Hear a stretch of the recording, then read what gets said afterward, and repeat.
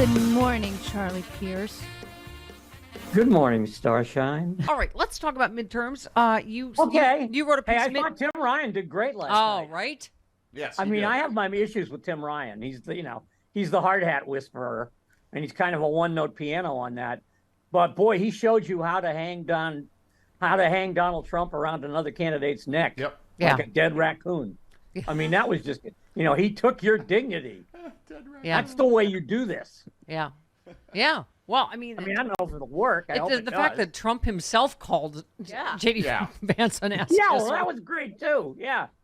Yeah. Nobody called him out on everything. He called him out on his, phony nonprofit for to treat, to help with the opioid epidemic. He called him out on the whole Trump ass kissing thing. Called him out on supporting the cops when he was raising money for the insurrectionists. I mean, he didn't miss a beat. Yeah. This is, by the way, I asked for the numbers here. Is Charlie Pierce. Election denials will be on the ballot in 48 of 50 states. Yep. Okay. And make up more than half of all Republicans running for congressional and state offices in the midterm elections. Nearly 300 Republicans seeking those offices this November have denied the outcome of the last presidential election. Many will win. More than 170 election deniers are running in districts or states where Republicans are expected to win. You said it is impossible to overstate the damage this situation could create. The big lie about 2020 already has poisoned politics for the next decade or so. It's accelerated the progress of the prion disease affecting the higher functions of the Republican Party, perhaps beyond recall. And electing these people will validate their delusions and set them in concrete. The Secretary of State will send their state's elections into utter chaos, and God alone knows what the new Congress critters will deface and vandalize. Yep. Charlie, that's really quite serious. What do we do about this? To give proper credit, that was a survey or a compendium done by the Washington Post, which spent obviously it seems like 3 months putting the list together, and inside the numbers. Some of these people are really crazy. That guy in Nevada, that guy's gone to the zoo years ago. Yeah. And he's organizing the other secretaries of state. Well, and what you said, chaos really is the word. Because what happens when they start saying, oh, no, it's, your count might say the Democrat won, but no, we're going to, then what? Then what happens? Well, Then there's lawsuits, then it's chaos, right?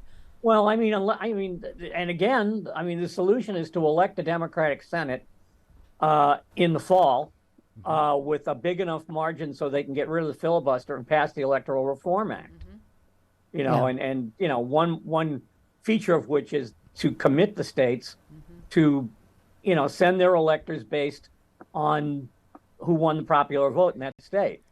This one, can we give me 13 again?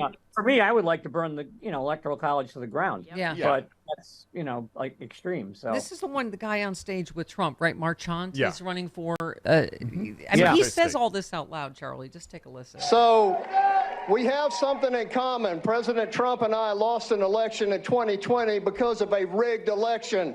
No, you didn't. I've been working since November 4th, 2020 to expose what happened. And what I found out is horrifying. And when I'm Secretary of State of Nevada, we're going to fix it. And when my coalition of Secretary of State candidates around the country get elected, we're going to fix the whole country. And President Trump is going to be president again in 2024. We're gonna fix it. Yeah, we're gonna rig the election. He said out loud. We're gonna fix it. We're gonna rig it right and proper. Yep. Yeah. Okay. Secretary of State. To answer your question, I have no idea what the reaction would be if some state actually did that. Right. I don't think it would be good. The Democratic candidate won by, 5-6 points in the popular vote, and then they just sent the electors for the losing candidate. I don't have any idea what would happen. Yeah. But it wouldn't be good. Yeah. No, exactly. Yeah, well, and you said what we've been saying. We can't find our Queen Mary sound effect, but it is not a dog whistle anymore. It is a dog foghorn. You just wrote a piece, Tommy Tuberville and other Republicans are not bothering to hide the racism. You said we don't even have to mention Dr. Oz's alleged presiding over the murder of puppies, then following up that revelation with a photo op in front of one of Hitler's cars. We don't even have to involve ourselves with the endless cascade of white noise coming from Herschel Walker campaign in Georgia. We can leave those two things aside and still conclude the Republican Party is bound and determined to have us ruled by people who we would not otherwise wish to share a subway car. Yes, you said the former president is out there holding wank fests again in Arizona and Nevada. At those events, he concocted a strange tale concerning George H.W. Bush. We already played all this, the bowling alley Chinese restaurant. Yeah, I mean, somebody actually went and looked at the origin story for that. Right. And apparently they were waiting to finish his library at Texas A&M. Yes. And they had a former Chinese restaurant. I guess that part is accurate. Yes. Where they stored a bunch of memorabilia. NARA did. They were in control of it, and they stored it there while they sorted through it. Yeah, but it wasn't documents. It was his childhood baseball glove. Right. And a big head from one of his conventions. Right. Yes. It's basically his attic. Right. Yeah. Right. You said amid the crackling spark gaps in that brain pan, the storage of old baseball equipment became boxes of national secrets, a fantasy that he decided to share with members of the cult who likely don't know squat about any of this, but now they are convinced there were nuclear codes stuffed into abandoned bowling shoes. I mean, this is what I'm saying. His morons just lap up anything he says. Right. Okay. And then it turns up in, Mima's Facebook feed.